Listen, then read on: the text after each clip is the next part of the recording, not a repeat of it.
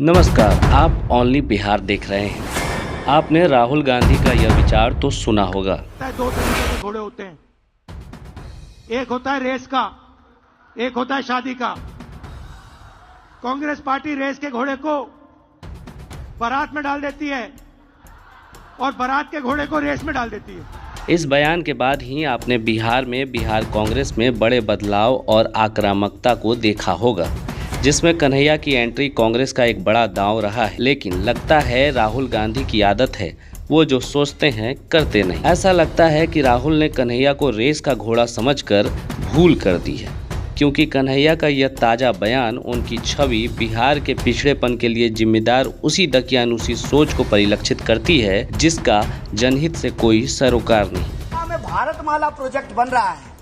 Bharatmala project क्यों बन रहा है, किसके लिए बन रहा है? बिहार में जब कुछ है ही नहीं तो रोड क्यों बन रहा है? बिहार में है, बिहार में वो है जिसके लिए दुनिया तरसने वाली है। बिहार में है पानी, और पानी याद कीजिएगा मेरा यह बात, ये प्रेस कॉन्फ्रेंस याद कीजिएगा, आज बोल रहे हैं पानी पेट्रोल से भी ज्यादा कीमती होना है, क्योंकि पेट्रोल पीने से प्यास नहीं बुझती है। पानी की जरूरत सबको है। दुनिया में जिस तरह से पानी खत्म हो रहा है, दुनिया भर के पूंजीपतियों और कारोबारियों की नजर बिहार की पानी पर है। और जब इंडस्ट्रियलाइजेशन होना था तब इंडस्ट्रियलाइजेशन नहीं हुआ है, और जब इंडस्ट्री अब ऑटोमेटिक हो गया है, जहां लोकल लोगों को रोजगार नहीं मिलेगा, तब ये जो है छोटा छोटा यूनिट लेकर के आ रहे हैं ताकि यहाँ के पानी का दोहन किया जा सके। कन्हैया का यह अलौकिक अद्भुत ज्ञान मनोज बाजपेयी की फिल्म के एक सीन से काफी रिलेट करता है, जिसमें नदी पर बांध बनाने के प्रस्ताव का विरोध करते हुए नेता कम विलेन बच्चू यादव कहता है, बिजली की समस्या सुलझाने में किसानों का नुकसान ना करें, हमारा राज्य किसानों का राज्य है। वैसे ही उनके खेतों को साबुत पानी नहीं मिलता है, और जो मिलता है उसमें से आप बिजली निकाल लेंगे तो फसल क्या खाक होगी। कन्हैया भी ठीक यही तर्क दे रहे हैं, कह रहे हैं कि बिहार का पानी लूटने के लिए अच्छी सड़कें बन रही हैं।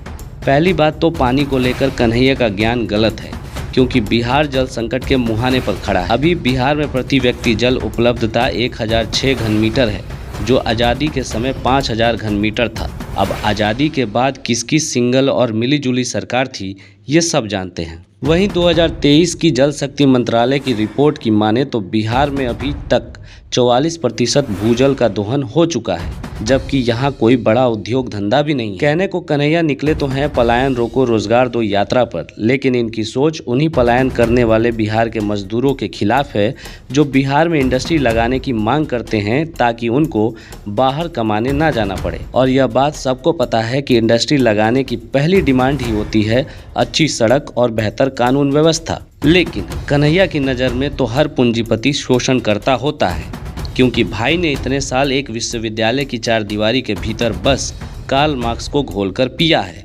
वास्तविकता से मतलब ही क्या है। वैसे कन्हैया की इस सोच ने कांग्रेस के दिए पुराने जख्मों को कुरेद दिया, क्योंकि ऐसी ही सोच का नतीजा भाड़ा समानीकरण नीति थी, जिसके कारण जो उद्योग धंधे बिहार में लगने थे वे सारे समुद्र के किनारे वाले दक्षिणी राज्यों को चले गए, और बिहार के पास संसाधन होते हुए भी उद्योग नहीं आए, और अनुमान के हिसाब से तब 10,000 करोड़ का नुकसान हुआ। ये कांग्रेस और राजद की मिलीजुली सरकार का ही नतीजा रहा है कि बिहार में सड़क इसलिए नहीं बनी क्योंकि बनती तो गांव में पुलिस आ जाती और उसी सड़क से पूंजीपति भी गांव तक आ जाते। आखिर इस सोच का क्या परिणाम हुआ?